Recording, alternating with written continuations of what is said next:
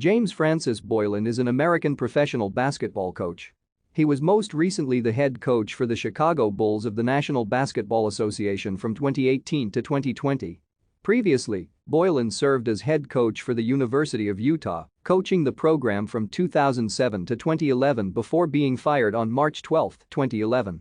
The Utah job was his first head coaching position after spending over a decade as an assistant at both the NBA and NCAA levels. He replaced Ray Giacoletti, who was fired from Utah on March 3, 2007. Prior to joining Utah, Boylen spent 2 years at Michigan State University as assistant coach under Tom Izzo. Boylen was born in East Grand Rapids, Michigan in 1965 and attended the University of Maine, where he was a captain during both his junior and senior seasons. As a senior, he earned first-team All-North Atlantic Conference honors after averaging 21 points per game. That same year, he finished runner-up in the Conference Player of the Year voting to Northeastern's Reggie Lewis. Thank you for watching. Like and subscribe if you would like to view more of our videos.